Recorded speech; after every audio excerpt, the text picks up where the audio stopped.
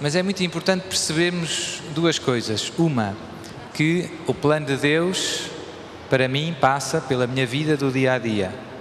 É aí que eu sou chamado a santificar-me e dar glória a Deus. E depois do que eu vivi aqui, hoje começa um novo capítulo na minha vida. Portanto, não vai ser voltar ao mesmo, vai ser diferente. E isso depende de nós tomarmos posse destas graças que Jesus nos deu. Então, o tema de hoje é disciplina e santidade.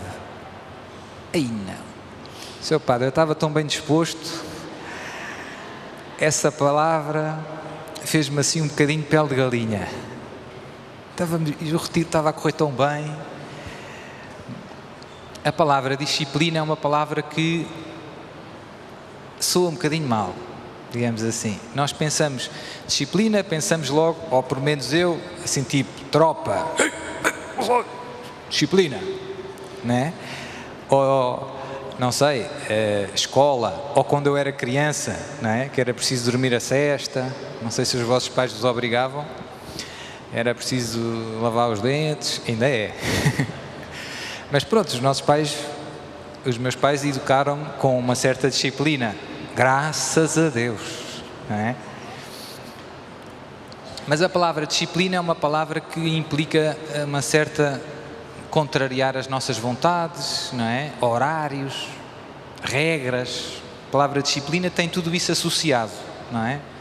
Rotinas.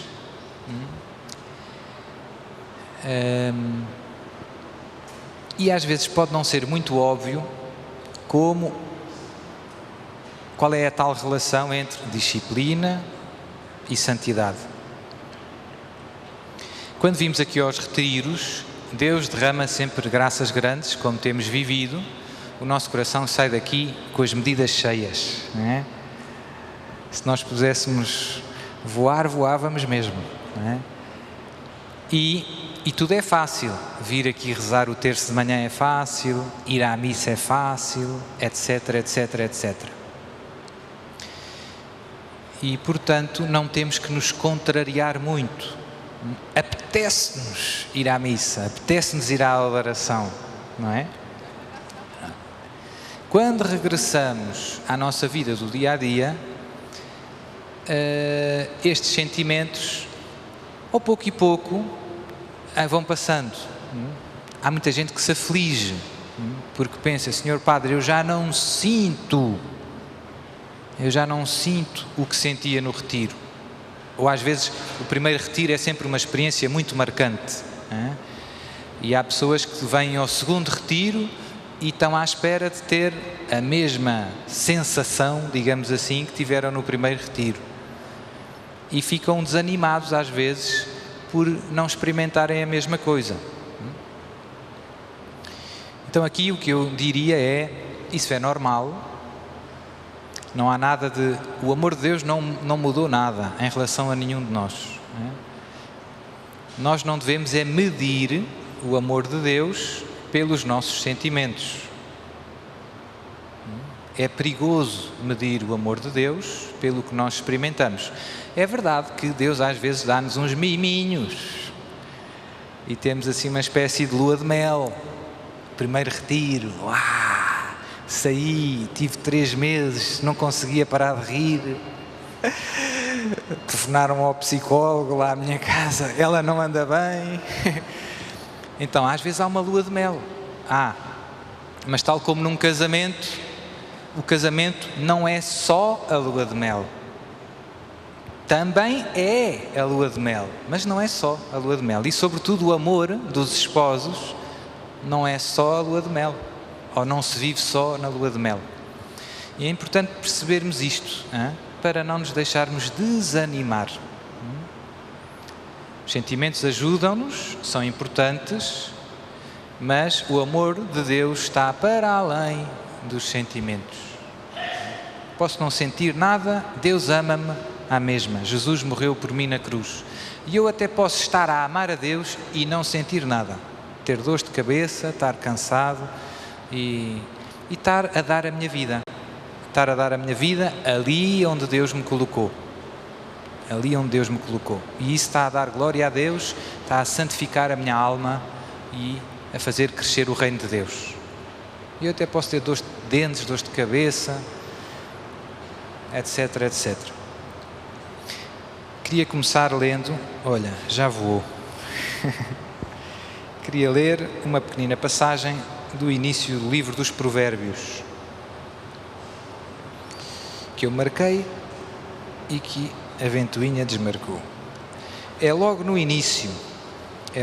O livro dos Provérbios é muito bonito e, para aqueles que não sabem, era usado muito pelos primeiros cristãos. Os primeiros cristãos usavam muito o livro dos Provérbios na catequese, nas catequeses, no tempo do catecumenado, no tempo em que aqueles que desejavam receber o batismo se preparavam. Não é? No Antigo Testamento, podemos agrupar os livros do Antigo Testamento em vários grupos. Uma das formas mais típicas de os agrupar é os livros históricos, que contam os acontecimentos históricos, os livros proféticos e os livros sapienciais, que têm a ver com a sabedoria. Os provérbios fazem parte deste terceiro grupo, como os salmos, como outros livros. São livros que nos querem transmitir sabedoria para viver bem nesta terra, agradar a Deus e alcançar o céu. Então fica só assim o aperitivo lá em casa. É um livro que se lê muito bem. Há livros do Antigo Testamento que há pessoas que leem e ficam assim um bocado confusas. Seu padre, só guerras e... Então, lê os Salmos, lê o livro dos Provérbios. Este é muito fácil de ler e muito agradável e aprendemos imensa coisa. E o livro dos Provérbios começa assim: Provérbios de Salomão, filho de Davi, rei de Israel, para conhecer sabedoria e disciplina, para penetrar as sentenças profundas, para adquirir disciplina e sensatez,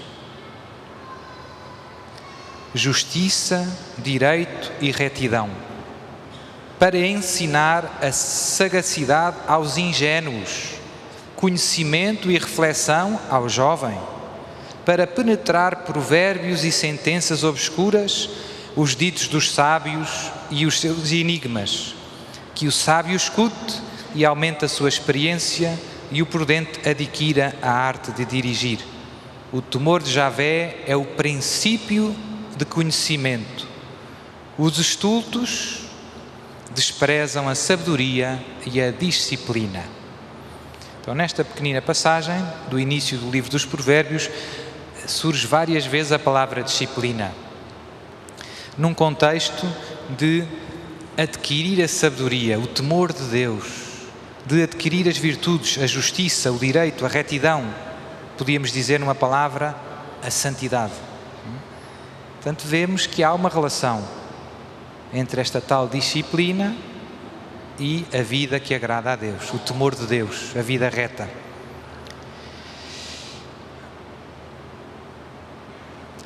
É verdade que, como eu comecei a dizer há bocado, nós associamos a disciplina a regras, a normas, coisas organizadas, e isto assusta-nos um bocadinho, porque parece que perdemos um pouco, às vezes, aquela dimensão espontânea. Imaginem num namoro, se nós começássemos a aplicar assim a disciplina a preto e branco, digamos assim, o namorado telefonar para dizer o olá das 3 da tarde, não é? É uma coisa que o amor não é só disciplina. Ou seja, a disciplina pode estragar um bocadinho a espontaneidade do amor. Portanto, isso é preciso ter presente. Eu acho que há dois extremos que, no fundo, temos de evitar. Um é pensar que o amor é pura espontaneidade. Tenho vontade de rezar, vou à missa. tenho vontade de ficar a dormir, fico a dormir. Não é? Que é simplesmente fazer o que me vem ao coração. O amor também é espontaneidade, sim, mas não é só. E se nós deixarmos que o amor se reduza à espontaneidade, arriscamos muito. Arriscamos, sobretudo, que o amor se apague. Se apague. Por outro lado, há, como eu dizia, a disciplina que nos ajuda a ter ordem na nossa vida, a ter horários, a ter propósitos, a ter objetivos. Isso ajuda-nos a crescer no amor a Deus e aos outros. Já vamos ver como. Mas o risco é, se eu começar a ficar demasiado agarrado à disciplina, ao horário, se nós quisermos, corro o risco de me fechar aos imprevistos de Deus. Estão a perceber? Portanto, a espontaneidade selvagem, podemos dizer assim, é perigosa, viver ao sabor dos acontecimentos, e uma pessoa estar ali demasiado agarrado aos seus horários, aos seus propósitos, aos seus objetivos, pode dificultar, às vezes, o que Deus nos quer pedir, e há imprevistos. Posso fazer exemplos para percebermos. Imaginem, não é? Vou dizer assim umas coisas mais, digamos assim, mais óbvias, para a gente se rir um bocado, para a gente perceber, não é? Mas imaginem, não sei, uma mãe que o filho dela, ela estava a cair, ela estava a rezar o terço, na hora do terço, em que ela costuma rezar o terço, e de repente um dos filhos cai das escadas abaixo, parte a cabeça e fica todo em sangue. Se ela fosse demasiado rígida, dizia: não, agora estou a terminar o meu terço. Faz sentido? Jesus faria isso? Nossa Senhora faria isso? De maneira nenhuma.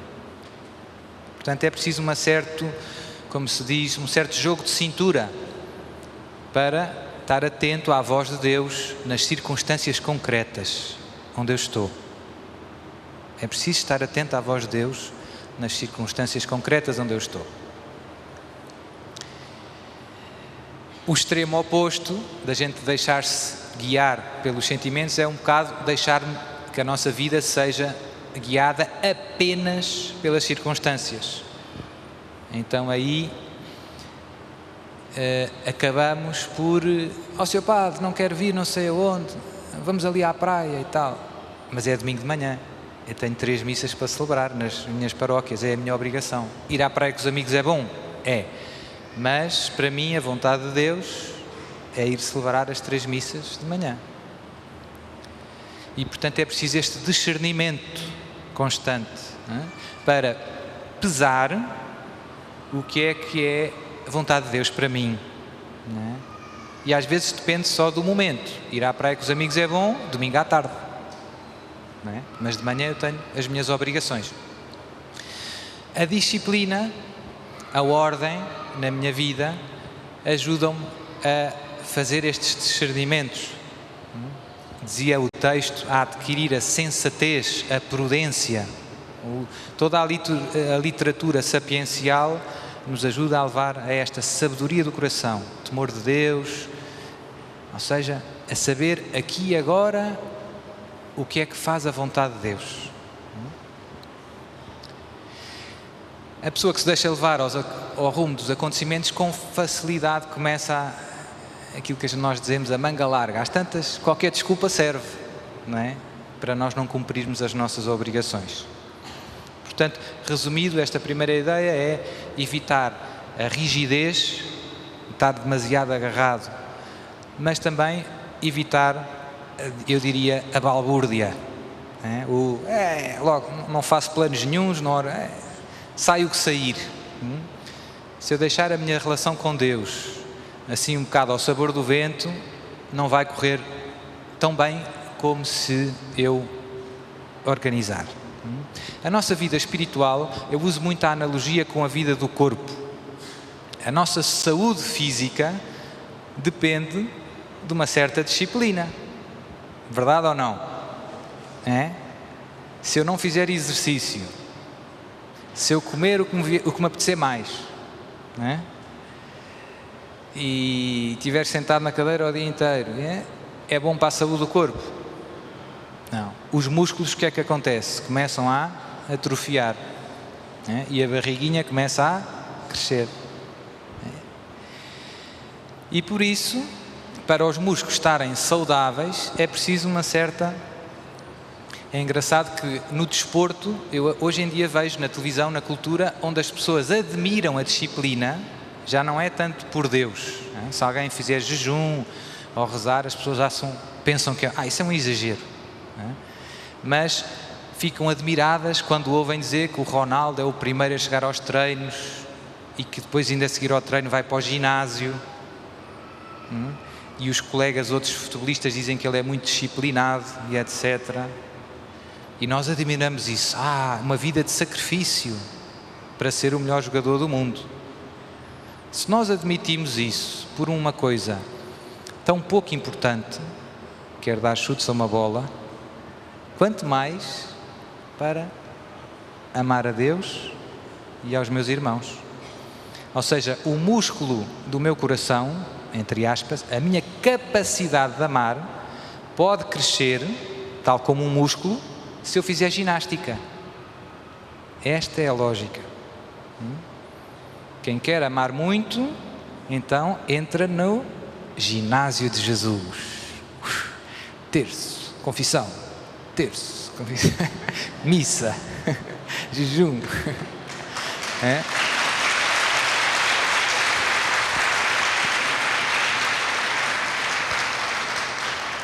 E o ginásio de Jesus, as tais meios que Deus põe ao nosso dispor para nós crescermos nas virtudes, sobretudo na virtude do amor, da caridade, que é a mais importante, são úteis, são importantes. Não é igual, eu andar de bicicleta 1 hora por dia ou andar uma vez por mês.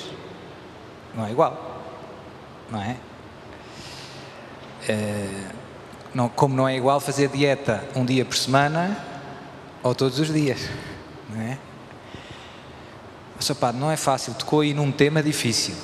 Isso das dietas, de facto a disciplina implica uma certa renúncia, um certo contrariar-se, mortificação, ascese. Mas se nós nos sacrificamos por coisas tão pouco importantes, se repararmos do mundo, quanto mais isso devia se aplicar a Deus.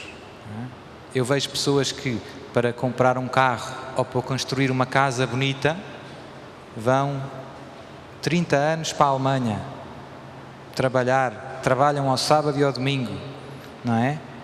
Tudo isto para fazer uma casa. Ter uma casa é uma coisa boa? É. E amar a Deus não é bem mais importante? Eles que dedicaram 30 anos a trabalhar todos os dias, duro, para juntar algum dinheiro para fazer a casa, sacrificaram-se ou não? Foi fácil? Custou por uma casa. Quanto mais devíamos fazer isto por Deus, não é? E é importante também perceber que quando nós nos sacrificamos por alguma coisa, isso também manifesta o quanto amamos. O quanto amamos. Não é? Imaginem, sei lá, um casal de namorados, não é? De repente ela vai visitar os pais não sei aonde. Estavam em Lisboa a estudar, os dois pombinhos, e chegaram as férias e ela foi visitar os pais, vamos dizer assim, um lugar longe, Bragança, não é? Estava quase a chegar a Bragança e o carro começou... O carro rebentou ali na estrada. E ela, a primeira coisa que se lembrou foi ligar ao namorado. Olha, aqui está a acender uma luzinha a piscar. Eu não sei muito bem o que é que hei de fazer agora. E ele disse, ele nem pensou 2 vezes, estou a chegar, disse só. E de Lisboa a Bragança são algumas horas. Foi preciso mudar a vida dele, foi preciso pôr-se num carro, pôr gasóleo, pagar portagens. Mas o amor é assim. O amor sacrifica-se e não lhe pesa. Agora imaginem que ela liga ao namorado e que ele diz, pois, telefona ao teu pai. Ela até se compreende, não é? Mas, e se fosse mais perto? Se fosse ali a 100 km de Lisboa, ou a 50? E ela ligasse, olha, estou aflita com o carro. E ele diz, agora não posso, estou na praia com os amigos. Não é? O que estamos dispostos a renunciar, por amor, o sacrifício que fazemos, no fundo, é um bom termómetro do quanto amamos. E no fundo, na cruz, vemos isso. Jesus amou-nos e amou-nos até ao fim. Deu tudo. E custou. Portanto, nós não podemos duvidar do amor de Deus. Eu gosto muito de perguntar às pessoas, gosta de Jesus? E as pessoas dizem, sim. E Jesus gosta de si? Agora já sabemos porque já fizemos o retiro. Mas há muitas pessoas que me respondem, não sei. É porque esquecem o que Jesus fez por elas. Não é? É a tal história do carro. Imagine que a senhora fica com o carro estragado em Bragança. Eu saio de casa e vou lá ajudá-la. 800 km, ir e vir. Acha que eu gosto de si? É preciso dizer mais alguma coisa? As obras dizem tudo. Não é? O que Jesus fez por mim na cruz diz tudo. Nunca posso dizer não sei. Isso magoa Jesus. Como se eu esquecesse o que Ele fez por mim. Depois do que Ele fez por mim, como é que eu posso dizer que Jesus não gosta? Ou não sei se Jesus... Não se pode. Então, a disciplina ajuda-nos a crescer na capacidade de amar a Deus e aos outros. Implica uma certa ordem, como eu dizia, implica uma certa renúncia, às vezes do que me apetece. É preciso discernir sempre entre o que me apetece e o que mais me convém. Hoje em dia, o mundo diz que liberdade é fazer o que cada um quiser. E isto tem qualquer coisa de verdade, mas tem veneno lá dentro. Liberdade é fazer o que me apetece. Sobretudo as gerações mais novas. Eu vejo que as gerações mais novas, por falta de disciplina, de capacidade de sacrificar, quando chegam à idade de se casarem, não estão muito prontos, porque nunca fizeram um sacrifício por nada na vida. E isso não nos prepara para a vida. Depois começam a trabalhar, começam a ter problemas, porque é preciso acordar cedo, é preciso entrar a horas no emprego, etc. Casam-se e começam a ter problemas, porque é preciso pensar nos outros, é preciso adaptar os horários em função dos outros.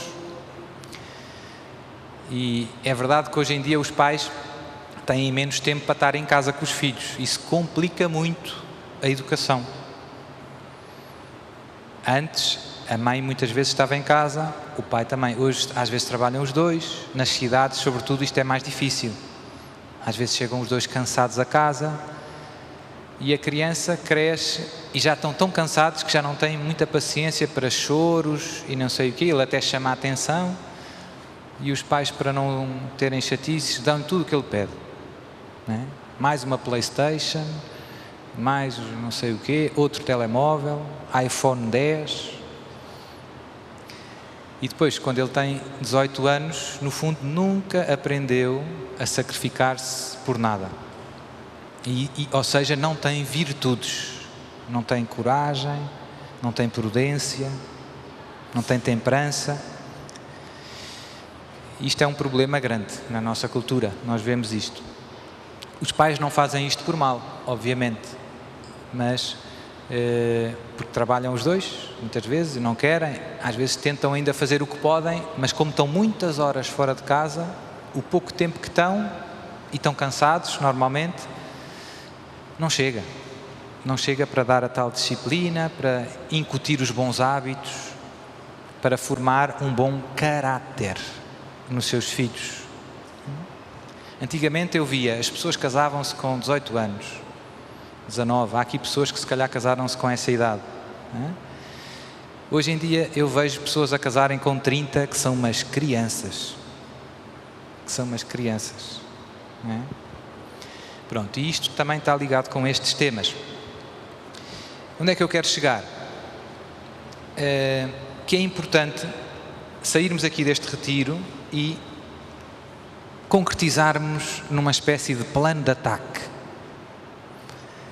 Hoje em dia as pessoas que têm problemas de peso ou que estão doentes ou alguma coisa vão ao médico e o médico depois dá uma receita, olha, vai ter que fazer ginástica para a coluna, vai ter que tomar este remédio e vai ter que ter cuidado, não pode pôr sal na alimentação.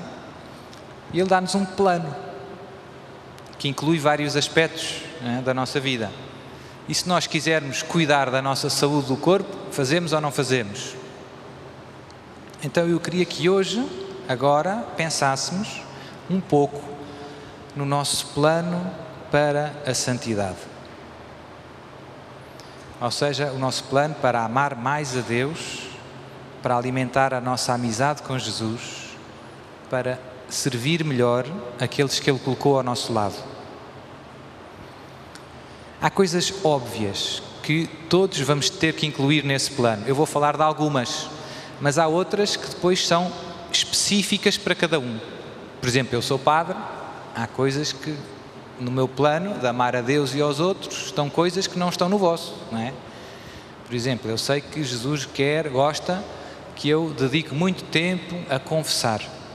Não é? Vocês não são padres, não se põe esse problema no vosso plano, mas eu no meu plano tenho confessado todos os dias. Por exemplo, não é? Mas depois varia. Uma mãe de família, no plano dela, tem que lá ter... Quanto tempo é que eu dedico aos meus filhos?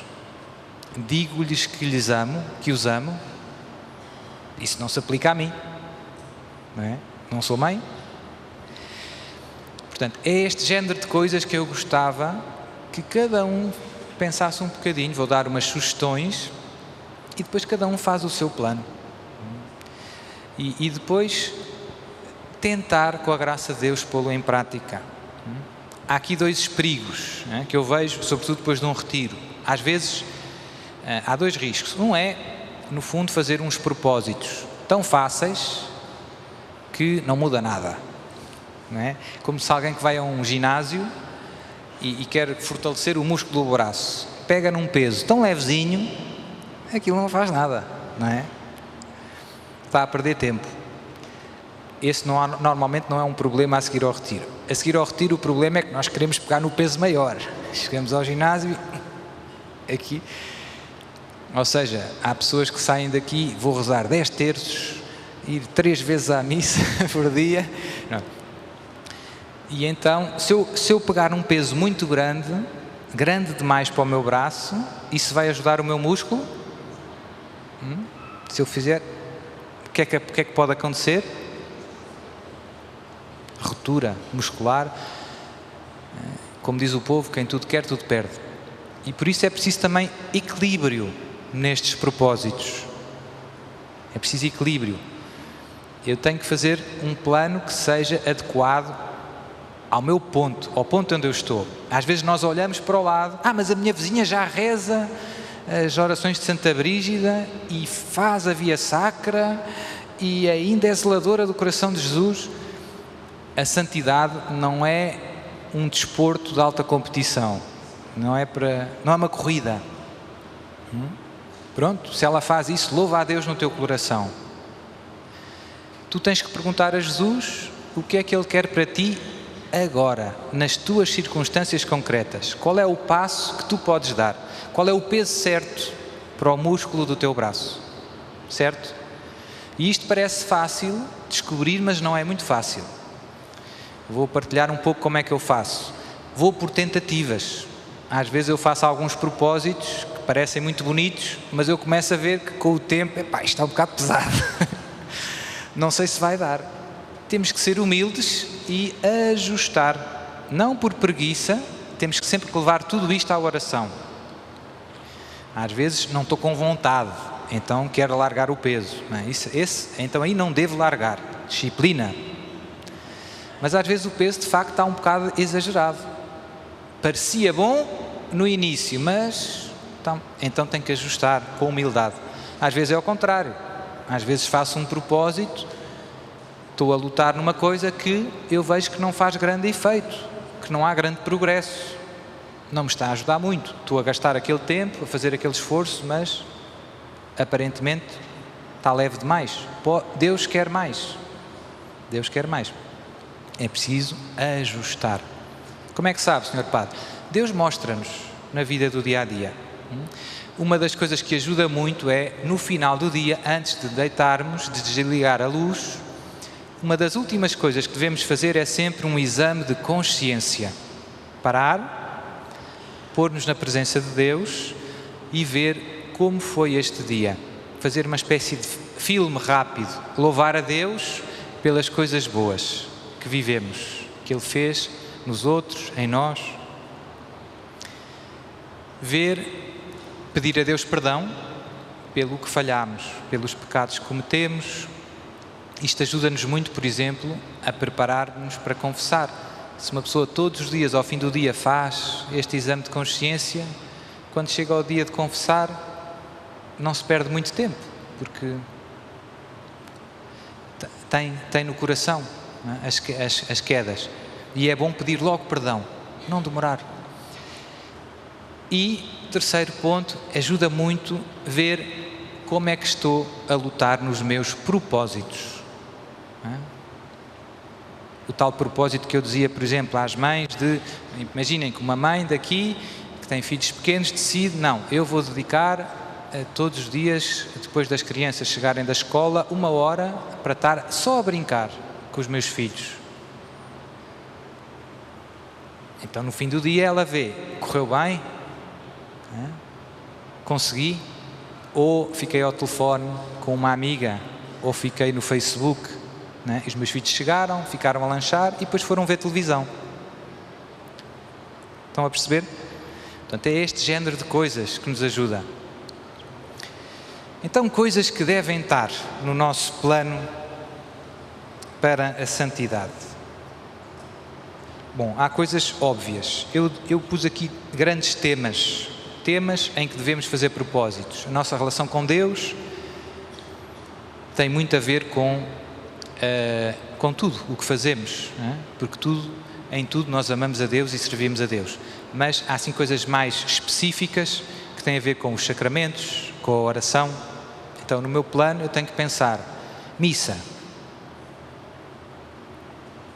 Se calhar há pessoas que ainda não vão à missa ao domingo, não é? Vão sair daqui com vontade. Não, vou passar a ir à missa ao domingo. Faltar à missa ao domingo é um pecado grave. Ofende a Deus. Não é? Eu preciso da missa. Às vezes as pessoas pensam, mas porquê é que a igreja obriga à missa uma vez por semana? Porque se tu não ouvires a palavra de Deus uma vez por semana, a não receberes o corpo de Jesus uma vez por semana, vais deixar de amar a Deus sobre todas as coisas. Como se eu dissesse, como se um médico me dissesse, olha, tem que beber um copo de água por dia. É o mínimo. Se beber menos disto, o corpo começa a ficar doente. Não é o ideal. Não é o ideal. É o mínimo. É o mínimo. Mas Sr. Padre, eu já vou à missa todos os dias. Então, se calhar, vê, e tenho tempo. Os meus filhos casaram-se, agora tenho mais tempo livre e moro perto da igreja. E há lá missa todos os dias. Yes! Jesus está mesmo a pedir que eu vá à missa. Parece óbvio, não é? Eu nunca tinha pensado nisso, Sr. Padre. Então podes pôr lá no teu plano: vou passar a ir à missa todos os dias. Encontrar Jesus todos os dias na missa. Que presente maior posso ter? Não é? Eu brinco sempre com a história dos Euromilhões. O que é melhor? Ir a uma missa e receber Jesus na comunhão ou ganhar o Euromilhões? Dizer é fácil, não é? Porque se nós ganhássemos o Euromilhões e fosse preciso ir a Lisboa levantar o prémio, estávamos lá na hora. Mas se fosse preciso ir à missa ao domingo a Lisboa, ops, sou padre, agora pegou-me aí uma rasteira, não é? E aqui, infelizmente, felizmente há muitas missas, todas as terras, todas as aldeias têm missa. Na Diocese de Lamego há para aí 500 missas ao domingo. Mas as pessoas, se por acaso na aldeia delas não há missa, e há para aí mais 10 missas num raio de 10 km, não vão à missa. Dizem ao padre: Senhor padre, não houve missa, o que é que o senhor está à espera? Não são capazes de se deslocar 2 km, 3 km para ir à missa ao domingo. Senhor padre, é que me dói as costas e tal. Certo, mas vais ao supermercado, vais ao centro de saúde, vais ao médico. Porque é que não vais à missa? Isto acontece. Então, missa deve estar no nosso plano. Devemos pensar nisso. Eu comecei a ir à missa todos os dias, vou partilhar aqui, porque um dia um amigo meu, um padre, disse: ouve lá, já vais à missa todos os dias? E eu disse-lhe: não. E depois fiquei a pensar naquilo: não vou, por acaso. Porque é que eu não hei de ir? Se eu acredito, se é bom. E comecei a ir. Vinha da escola, vinha da universidade e ia à missa. Então, a minha vida, a minha relação com Deus cresceu muito, graças a essa pequenina decisão. Decisão que tu podes fazer hoje, se quiseres.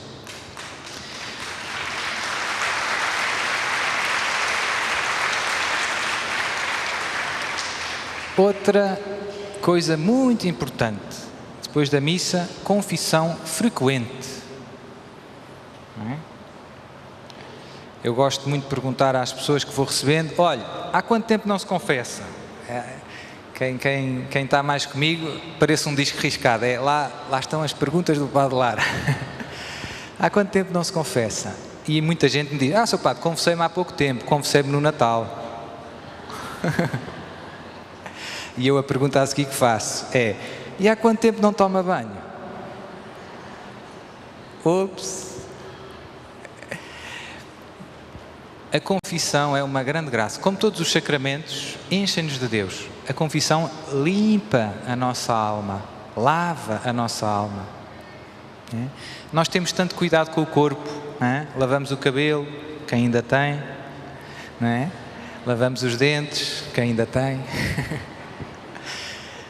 Temos tanto cuidado, não é? Perfume, creme de beleza, sei lá o quê. E às vezes com a nossa alma, não é? Sujamos a alma com os nossos pecados e deixamos suja. E às vezes até pensamos: Sr. Padre, mas eu vou-me confessar, estou-me sempre a confessar das mesmas coisas, já sei que vou cair outra vez. E os dentes não vais sujar outra vez? E o cabelo não vais sujar outra vez? E o prato onde almoçaste não vais sujar outra vez? Porque é que não deixas sujo? Sujou, limpa. É simples. A mim, quem me ajudou muito nisto foi Nossa Senhora. Nossa Senhora, numa aparição, disse em vários lugares, nem foi só num lugar, que toda a gente precisa de se confessar pelo menos uma vez por mês. Portanto, pelo menos uma vez por mês. Isto já nos deve ajudar. Não mais de um mês. Não mais de um mês. Mais de um mês é demais. Começa a notar-se espiritualmente. Não é? É como ter o lixo a transbordar lá na cozinha. Não sei se nós em minha casa éramos muitos, 5 irmãos, mais os meus pais, etc. Não é? Uma pessoa não tem cuidado. Se alguém se esqueceu de deitar o lixo fora, é uma chatice. Isso acontece à nossa alma se deixarmos passar mais que um mês. Mas Nossa Senhora dizia mais: se alguém quer ser perfeito, e todos devíamos crer, porque Jesus disse-nos um dia: sede perfeitos, como é perfeito o vosso Pai do céu. Confesse-se todas as semanas. Então, eu comecei-me a confessar todos os meses, há uns anos, tinha para aí 18 anos, foi há 3 anos mais ou menos, estou a brincar. Brincadeira, não se diz mentira, eu sou padre. Por causa dos primeiros sábados, Nossa Senhora pediu à irmã Lúcia, como todos sabem, a devoção reparadora dos 5 primeiros sábados. E eu fiz a devoção mais para reparar Nossa Senhora, mais por obediência. Nossa Senhora pediu, eu vou fazer, porque eu gosto dela. Eu achava que não precisava muito de me confessar. Antes disso, eu confessava-me para aí 3 ou 4 vezes por ano. Ia-me confessar só quando havia fogo na cozinha. Já, lá, fiz aqui um disparate maior. Lá ia-me confessar, para poder continuar a comungar. Então, fui fazer os primeiros sábados, e depois chegou ao segundo primeiro sábado, e ia para a confissão, e eu pensei, e agora? O que é que eu vou dizer ao padre? E isso foi ótimo para a minha relação com Deus. Porquê? Porque eu tive que fazer um exame de consciência mais profundo, e olhar com mais cuidado para a minha vida. E comecei a notar muitas coisas que eu nunca tinha pensado nelas antes. Coisas mais pequenas, mas que também ferem o coração de Jesus. Então, esses 5 primeiros sábados ajudaram-me imenso. Depois, a boa notícia foi, quando acabei, Nossa Senhora é muito inteligente. Quando eu acabei os primeiros sábados, já não quis largar mais a confissão. Que bom que é andar limpinho e bem cheiroso. Quando a gente se habitua, não é? Eu nunca tomava banho, agora comecei a tomar banho, a lavar o cabelo, e quando se não se toma, já custa, não é? Mas depois houve o tal momento em que passei do mês a mês. Eu lembro-me de tomar essa decisão e pensar, isto não vai ser muito fácil. Jesus mandou um padre que eu conheci num retiro e tornámos-nos muito amigos, e ele morava perto de minha casa, na parede. Quem é ali da linha do Estoril? Eu morava no Estoril, ele morava na parede. E então eram para aí 10 minutos de carro, era perto. Então eu ia todas as semanas ter com o meu amigo padre e confessava-me. E aquilo ajudou imenso na minha relação com Deus. A minha vida mudou bastante, graças à confissão frequente. Então, segunda coisa a pôr. Hoje em dia, muitas vezes confesso-me mais do que uma vez por semana. Os sacramentos não têm contraindicações. Só faz bem, não é? Não faz mal a nada, só faz bem. Terceira ideia, terço, ou se nós quisermos, rosário. Eu gosto muito do terço, as pessoas já sabem também, porque Jesus e Nossa Senhora gostam muito do terço. Nossa Senhora aparece em tantos lugares e há uma coisa que parece um disco riscado. Quero que rezem o terço todos os... Pronto. Então, esta não dá muito para fugir, não é? Porquê é que Nossa Senhora insiste tanto no terço? Sabemos e ao mesmo tempo não sabemos. Deus lá sabe. Eu vejo que Deus deu ao terço um poder muito forte. Tenho, como todos vocês, tenho problemas. E tenho problemas na minha família. Coisas que nos pesam, não é?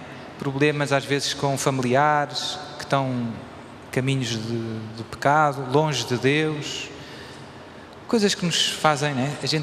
Que eu penso, não é? Se ele morresse hoje, será que ele se salva? Não sabemos, não é? E nós instintivamente tentamos ajudar os que estão ao nosso lado. Não faças isso, não faças. Discutimos às vezes até, às vezes depois vamos com mais cuidado, damos uns livros e uns CDs, mas nada parece resultar. Não é? Não sei se já experimentaram isso. Houve uma altura em que eu decidi, vou começar a rezar um terço por esta situação, uma situação difícil da minha família. Bem difícil. não é? Já lá vão mais ou menos 20 anos que eu rezo esse terço todos os dias. Rezo 4, um deles é sempre por esta intenção. E então, Sr. Padre, valeu a pena ou não? Deus superou as minhas expectativas mais otimistas.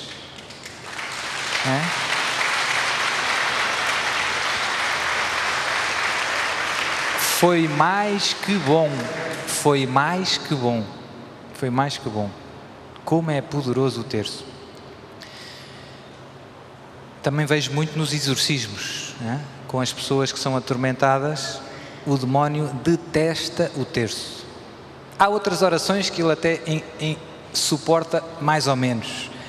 Agora o terço, estou sempre a ouvir histórias de Sr. Padre, o terço está sempre a arrebentar, o terço desaparece, as contas perdem-se. O terço é bomba. E nos casos mais pesados, as pessoas que estão muito mal não conseguem rezar o terço. Não conseguem. Começam a rezar, pum, lá caem elas para o chão, é um festival, é preciso segurar. Isso também nos ajuda a perceber, o terço é forte. O terço é muito forte. Nossa Senhora hoje em dia pede em muitos lugares, não só para rezarmos o terço, mas para rezarmos o rosário. 3 terços. O Papa João Paulo II depois acrescentou mais uns mistérios. O rosário continua a ser 3 terços porque tem o número das 150 Ave-Marias, é um número que simboliza, está ligado aos 150 salmos da Bíblia. Porque o rosário nasceu na época medieval, em que às vezes não era possível aos monges, sobretudo nas cruzadas, rezar os salmos. Iam a cavalo, o que é que eles faziam? Rezavam Ave-Marias. Não era só nas cruzadas, mas lembram-se, São Domingos, agora eu gosto muito do terço e do rosário. São Domingos pregou, nada. Nossa Senhora apareceu e lhe disse, prega, aqui está o rosário, reza, prega o rosário. A partir daí começou-se toda a gente a converter. Nós complicamos, rezar. Portanto, o rosário é muito bom. Calma. Eu sei que, mas demora muito tempo, é preciso rezar tudo seguido, é preciso adaptar às tuas circunstâncias. Se não podes rezar todo seguido, divide aos pedaços. Uma dezena aqui, outra ali, mas eu não tenho muito tempo, então reza menos. Deus não quer que a gente se afaste das nossas obrigações. Se és mãe, se és polícia, se és o que for, tens que cumprir bem o teu trabalho, a tua missão, e depois isso vem regadinho com a oração. Como é que eu fazia? Quando estudava, ia para as aulas e ia rezando o terço. Hoje em dia uma pessoa, se rezar o terço, não sei, no comboio, já está a evangelizar. As pessoas olham assim de lado. As que olham de lado também vão a Fátima, a acender velas, mas não rezam o terço. Portanto, é muito bom. Eu lembro-me de andar aí na rua com o terço, já diz muito. Estamos a evangelizar e estamos a santificar a nossa alma, a fazer o que Nossa Senhora pede. Há uma frase que eu gosto muito, Nossa Senhora de Fátima apareceu, e a Lúcia, eu vou para o céu, vais. E a Jacinta vai para o céu? Vai. E o Francisco vai para o céu? Vai. Mas tem de rezar muitos terços. Eu gosto aqui do muitos. É importante rezar muitos. Porque ouvimos muitas vezes, mas o importante é rezar com o coração e rezar bem. Certo, mas podes rezar com o coração e bem e muito.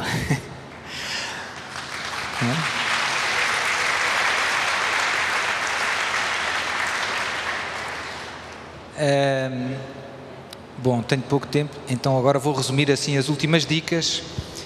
Em relação à vida da oração, já disse, missa, confissão, terço, Bíblia, temos que meditar na Palavra de Deus todos os dias, Catecismo da Igreja Católica, participar em retiros, tudo isso podemos programar. Todos os anos eu vou a um retiro, pelo menos a 1 ou a 2.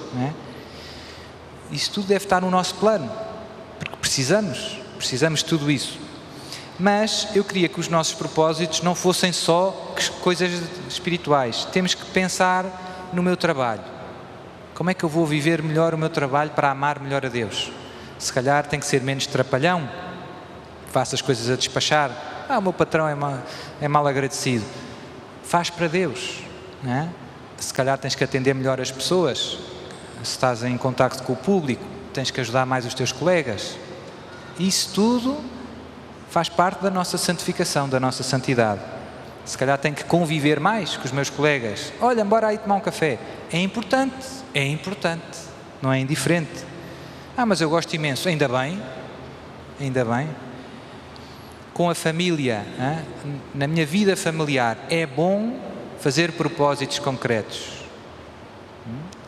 Quanto tempo é que eu estou com a minha mulher, com o meu marido, com os meus filhos?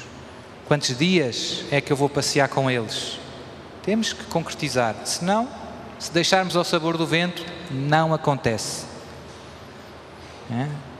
Quantas vezes é que eu vou jantar só com a minha esposa ou com o meu marido? Quantas vezes é que vamos namorar um bocadinho?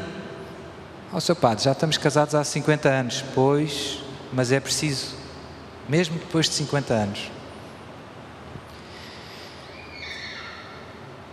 Com os amigos, também é preciso pensar dos nossos amigos. As nossas amizades são importantes para a nossa felicidade, para a nossa santidade. Temos que cultivar.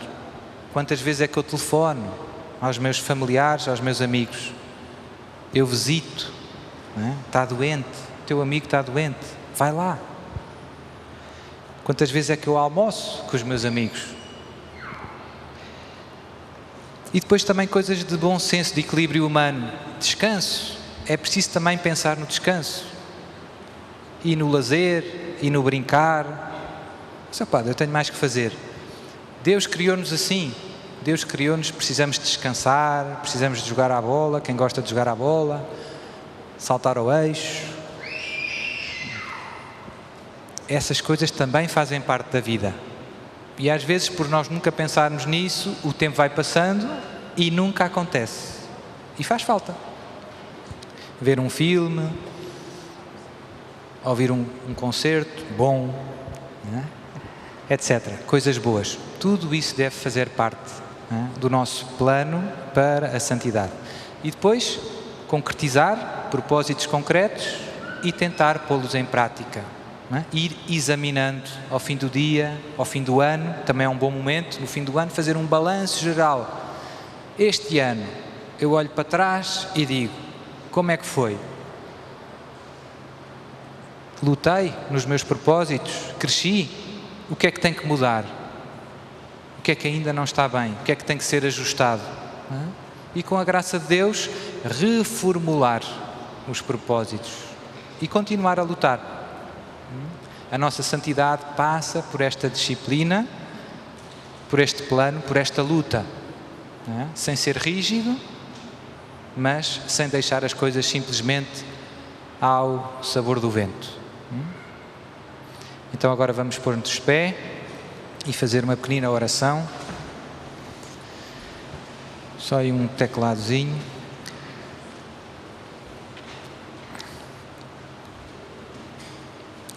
Querido Pai do céu, Tu conheces a vida, a minha vida. É isso, podemos repetir. Conheces as circunstâncias em que me encontro. Conheces o meu desejo em querer agradar-te. O meu desejo de Te amar mais. O meu desejo de Te servir. Ajuda-me. Inspira agora o meu coração para perceber que propósitos devo fazer para continuar a progredir na estrada do amor. Senhor, que o meu coração cresça de dia para dia na capacidade de amar a Ti, de amar os meus irmãos, os meus familiares, os meus vizinhos, colegas de trabalho, amigos e até inimigos. Quero amar a todos. Dá-me a graça de lutar com perseverança, com disciplina, para pôr em prática estes santos propósitos que me inspiraste. Que o teu amor misericordioso transforme toda a minha vida. Que a tua graça passe através de mim e toque todos aqueles que estão à minha volta. E que depois de uma vida longa e feliz ao teu serviço e ao serviço dos meus irmãos, eu alcance a vida eterna. Amém. Podemos cantar qualquer coisa. Amar-te mais, se calhar. Amar-te mais que a mim mesmo. Amar-te mais que tudo que há aqui. Amar-te mais que aos mais queridos, que aos mais queridos. Amar-te e dar a vida só por ti. Com minhas forças, com minha alma, com minhas forças,